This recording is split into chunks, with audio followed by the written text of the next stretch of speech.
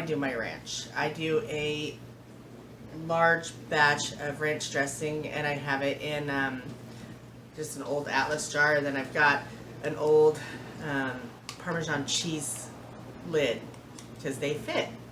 And so I'm almost out of my ranch mix, so I'm going to show you how I make my ranch mix. Okay, so my main ingredient that I use is buttermilk solids. And so I just open up this whole package. So this is just a cultured blend of sweet cream churned buttermilk, sweet dairy whey, and lactic acid. That's all that's in here. No MSG, no disodium guanylate, and all this weird stuff. After I get my buttermilk solids in here, I'm going to start putting all my spices in here.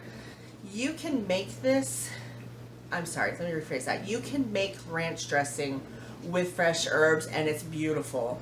But what we're trying to do here is a mix that will last for several months,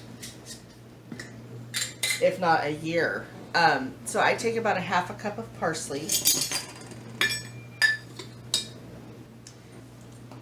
I like to do dried minced onions. Then that I'm going to put about 3 tablespoons. And let me just tell you, I am not exact. One of the base flavors of ranch dressing is your onion flavor.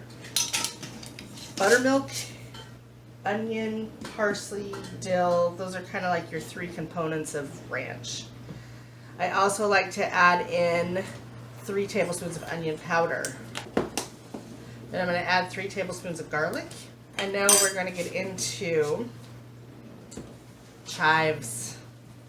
I do about 1.5 tablespoons of chives. You can just do 2. I like to do 2 actually, so I'm just going to put 2 in there.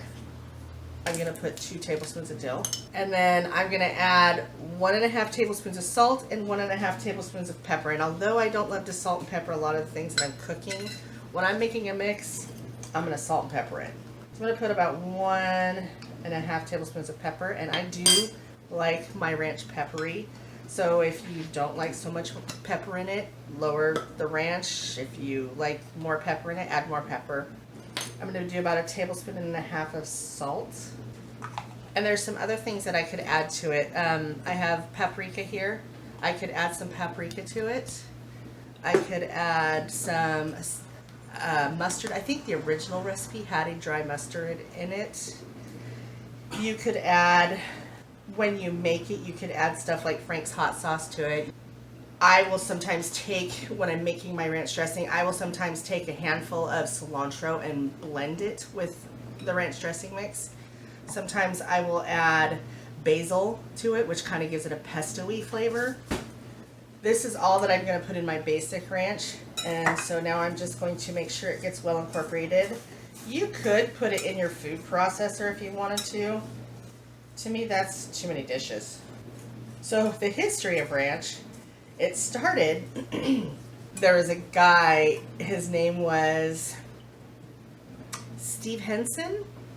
He was a contractor for 3 years up in the bush in Alaska, and he created this recipe. So him and his wife bought this dude ranch called Hidden Valley Ranch, and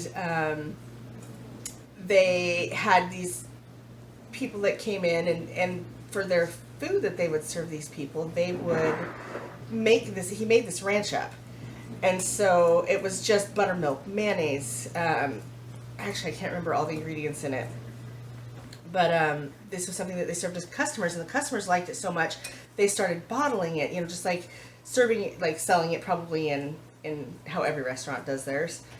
And then they began a bottling company back in like 1970-ish and started selling Hidden Valley Ranch. And then October of 72, Clorox bought it out, and Clorox really wanted to try to find ways to preserve it so it would last longer, and that's when they started adding all these things to it.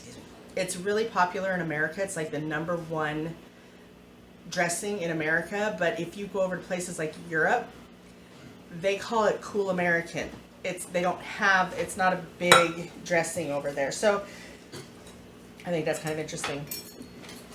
Now that I have this all mixed pretty thoroughly, I'm going to store it in a jar, and I'm going to put one of those Parmesan cheese lids on it. I'm going to kind of transfer this. So a rule of thumb when making anything with this ranch dressing mix, for every half cup of sour cream, mayonnaise, or yogurt or kefir or whatever you're going to use, for every half cup of your I don't even know what that is, the bulk of it really. For every half cup of that, you're going to add 1 tablespoon of mix. So generally I like to make this with a half a cup of sour cream, a half a cup of mayonnaise, 2 tablespoons of mix, and then I will add a couple tablespoons of milk if I need it runnier.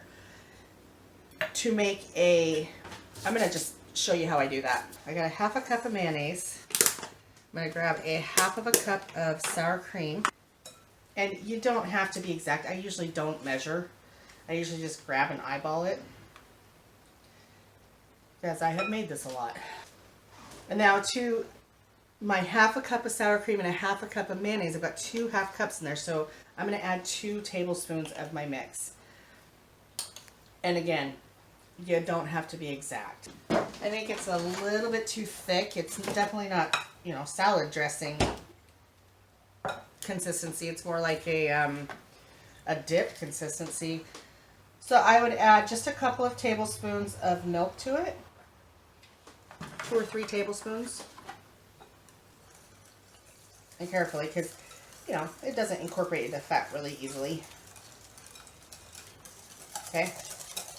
And here I have a little bit more like a dressing consistency. And again, if you like it watery, add a little more milk. If you like it thicker, don't add any milk. It's one of the joys and benefits of making your own salad dressing is that you can make your salad dressing according to how you like to eat it. It's easy, it's cost effective, I think it tastes better. There are some dressings I'm still struggling with, like Catalina. I'd love to find a good Catalina dressing, or a French or Russian or whatever those red dressings. I don't eat it a lot, and really they're so loaded with sugar I have a tendency to avoid them. Now I just pour this in my fridge, and it's good for a week or 2. I mean, I don't think it usually lasts long enough to go a couple of weeks, but usually when it starts to separate, or I'll open it and smell it. If it smells odd, I won't use it, but generally it lasts about a week. So now, before I put it in my jar, if I wanted to add cilantro to this, I would put it in my blender instead of into my jar, and I would mix it all together, or you could even blender it. You can just do the whole thing in the blender, and I would add a big handful of cilantro to this, or basil, or whatever you may like to add to it. At this point, if you wanted to just add Frank's hot sauce to this, like to make it a spicy, you could just add a couple tablespoons of this and stir it up with a fork or a spoon or something. Or you could add it to the mix as you're mixing it. So I'm sure you could do stuff like chili powder if you wanted to do kind of like a northwest or southwest salad dressing. If you wanted to just make like a dip, I would just take about a half a cup to a cup of this and add if you're going to do a half a cup, add 1 tablespoon of mix to it. If you're going to do a cup of sour cream, add 2 tablespoons of mix to it and stir it up. You can use this, the dry, you can use this on chicken, or, like whatever you would use a ranch packet for, you could use this stuff for. So I hope you give this a try. This is, it's a favorite ranch. I get asked to bring this to a lot of activities, church activities, school activities. A lot of people ask for my ranch. It's good ranch. And I don't know, like, the most common ranch dressing. I remember when it first came out, it was delicious, and it was really good. And now it has a flavor that hits me in the back of my mouth that I don't like. So I really don't I avoid buying ranch altogether, and we just make ranch. Well, if you give it a try, let me know in the comments below. Hit that subscribe button and share this with your friends. And I will see you next time on our next adventure before getting